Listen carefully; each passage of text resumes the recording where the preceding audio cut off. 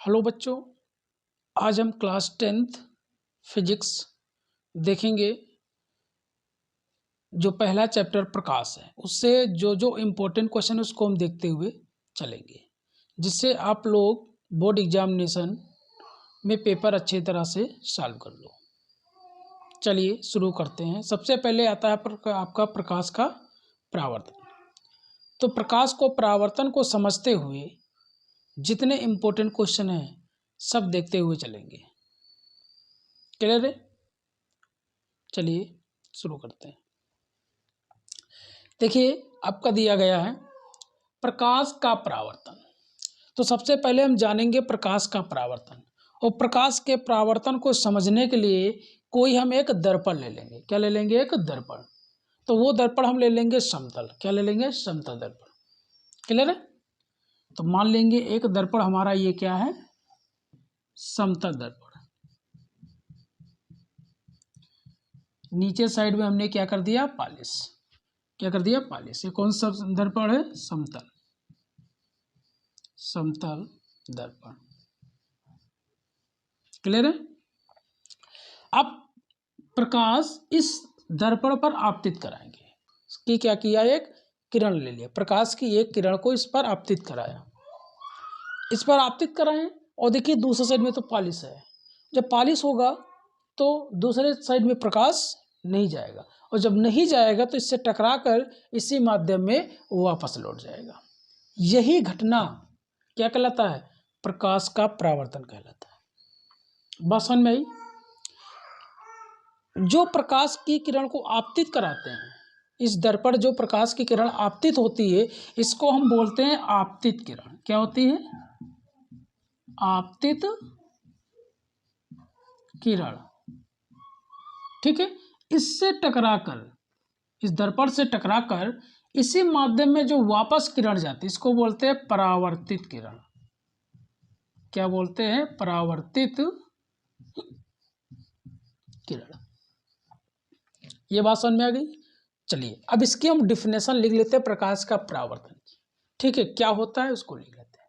तो देखिए, जब प्रकाश की किरण किसी दर्पण या फिर कह सकते हैं चिकनी सतह पर पड़ती है, इससे टकराकर इसी माध्यम में वापस लौट जाती है। इस दर्पण से टकराकर उसी माध्यम में वापस लौट जाती है। यही घटना क्या कहलाती है? प्रकाश का परावर्तन कहलाती है। बात क्लियर है? चलिए इसको हम लिख लेते हैं। जब प्रकाश की किरण किसी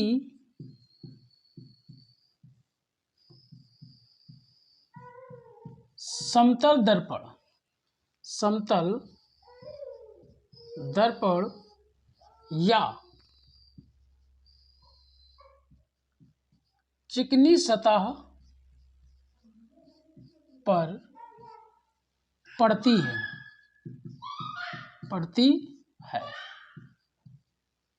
क्लियर है? किसी सतह पर पड़ती है तो दर्पण से टकराकर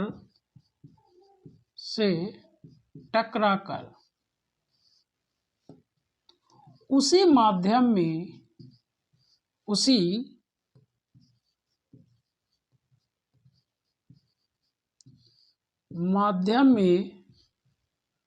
वापस लौट जाती है। वापस लौट जाती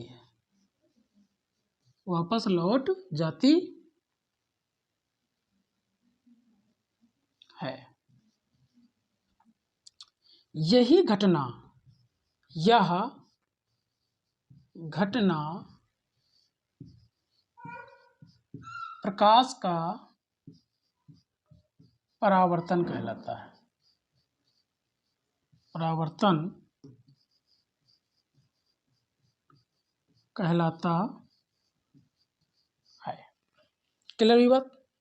क्या लिखा है? जब प्रकाश की किरण किसी समतल दर्पण या फिर चिकनी सतह पर पड़ती है तो दर्पण से टकराकर उसी माध्यम में वापस लौट जाती है, यह घटना प्रकाश का परावर्तन कहलाती है।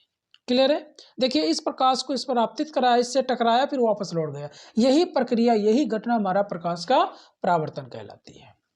अब इस देखिए आपतित किरण परावर्तित किरण के बीच एक हमारा एंगल बन जाता है। एंगल बना, तो इस एंगल को दो भागों में विभाजित करने के लिए एक अभिलंब डालेंगे, एक किरण खींचेंगे। क्या करेंगे? एक किरण खींचेंगे। इस बिंदु पर हम क्या करेंगे? एक किरण खींच लेंगे, रेखा खींच लेंगे। इस बिंदु पर हमने क्या किया? एक रेखा खींच लिया। तो ये जो रेखा होती है, इस पर हम जो रेखा खींचे हैं अभिलंबवत, तो इसको हम बोलते हैं अभिलंब। क्या बोलते हैं? अभिलंब। तो अभिलंब का कार्य बेटा क्या होता है? किसी भी कोण को, अगर कोण पर पड़ रहा है तो किसी भी कोण को बराबर भागों में बांट देता है। तो जितना एंगल आपका ये होगा, ये जितना एंगल होगा उतना ही एंगल आपका ये हो जाएगा। क्लियर है? इसका कार्य क्या होता है? किसी भी कोण को बराबर भागों में बांट देना होता है। ठीक है? तो देखिए, इस एक एंगल था, इसके ऊपर अभिलंब डाल दिया, तो जो रेखा खींचा उसको बोलते हैं अभिलंब। और अभिलंब इन कोणों को, एक कोण को बराबर भागों में बांट, इस कोण को हम बोलते हैं आपतन कोण, और इस कोण को हम बोलेंगे परावर्तन कोण। क्या बोलेंगे? परावर्तन। अब बेटा इसको हमने आई क्यों नाम दिया, ये भी जान लो। आई में इसको इंग्लिश में बोलते हैं एंगल ऑफ इंसिडेंस। इस आपतन कोण को बोलते हैं, ये क्या कोण, कौन सा कोण है? आपतन कोण। आपतन कोण। और ये कोण हमारा क्या है? परावर्तन कोण। परावर्तन कोण। क्लियर है? तो आपतन कोण को हम बोलेंगे एंगल ऑफ इंसिडेंस। तो इंसिडेंस का जो पहला अल्फाबेट आई है, उसी को हमने यहां आई दे दिया। क्लियर है? दूसरा, इसको बोलेंगे एंगल ऑफ रिफ्लेक्शन। रिफ्लेक्शन का जो पहला अल्फाबेट आर है, उसी को हमने आर दे दिया। क्लियर हुई बात? तो देखिए, ये कौन सी किरण है? आपतित किरण है। ये कौन सी किरण है? अभिलंब है। और ये कौन सी किरण है? परावर्तित किरण। क्लियर है? देखिए, आपतित किरण, परावर्तित किरण तथा अभिलंब तीनों एक ही बिंदु पर है ना, और तल भी एक ही, तो एक ही बिंदु तथा एक ही तल पर होते हैं। पहला तो नियम ये हो गया। दूसरा नियम, अभिलंब का कार्य क्या होता है? कोण को बराबर भागों में बांट देता है। तो देखिए, इस कोण को, एक कोण था तो ये बराबर भागों में क्या किया? बांट दिया। तो एंगल ऑफ इंसिडेंस अर्थात आपतन कोण और परावर्तन कोण आपस में क्या होंगे? बराबर होते हैं। क्या होते हैं? बराबर होते हैं। यही आपका नियम हो गया। बात क्लियर है? दो ही कंडीशंस में लग रही है, दोनों कंडीशन जो होती है वही आपका क्या होता है? नियम होता है। क्लियर है? तो देखते हैं, इसके नियम भी लिख लेते हैं। नियम, परावर्तन के नियम। पहला क्या है? आपतित किरण,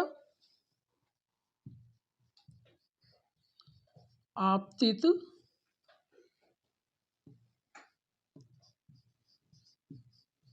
किरण कामा परावर्तित किरण, परावर्तित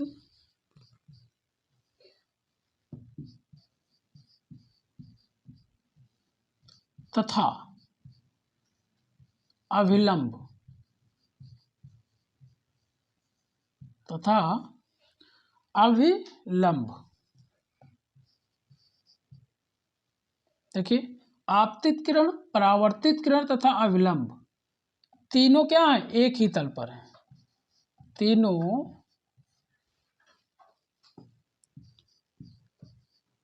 एक ही तल तथा बिंदु पर होते हैं। बिंदु पर होते हैं। बात क्लियर हुई? देखिए, आपतित किरण, परावर्तित किरण और अभिलंब तीनों एक ही बिंदु तथा तल पर है। पहला नियम ये। दूसरा क्या है? ये क्या है? आपतन कोण। ये क्या है? परावर्तन कोण। अभी हमने बताया है कि अभिलंब क्या करेगा? इस कोण को बराबर भागों में बांट देगा।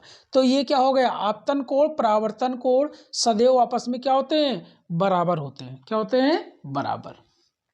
तो लिखेंगे आपतन कोण तथा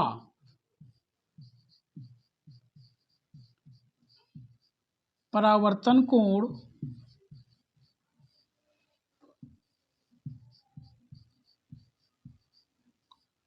आपस में सदैव बराबर होते हैं। आपस में सदैव बराबर होते हैं, ये दूसरा नियम हो गया। अर्थात क्या हो जाएगा, एंगल आई बराबर एंगल आर। बात क्लियर हुई?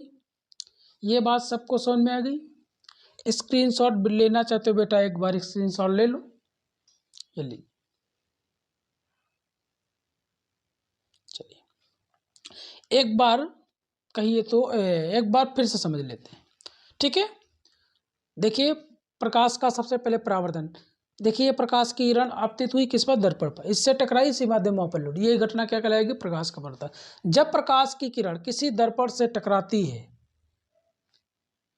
उससे टकराकर उसी माध्यम में वापस लौट जाती है, यही घटना प्रकाश का परावर्तन कहलाता है। नियम क्या है, देखिए ये आपतित किरण, ये अभिलंब, ये परावर्तित किरण और ये अभिलंब, तीनों एक ही बिंदु पर हैं और एक ही तल है, दूसरा कोई तो है नहीं तल, एक ही बिंदु तथा एक ही तल पर होते हैं। दूसरा नियम, एंगल ऑफ इंसिडेंस आपतन कोण और एंगल ऑफ रिफ्लेक्शन परावर्तन कोण सदैव बराबर होते हैं।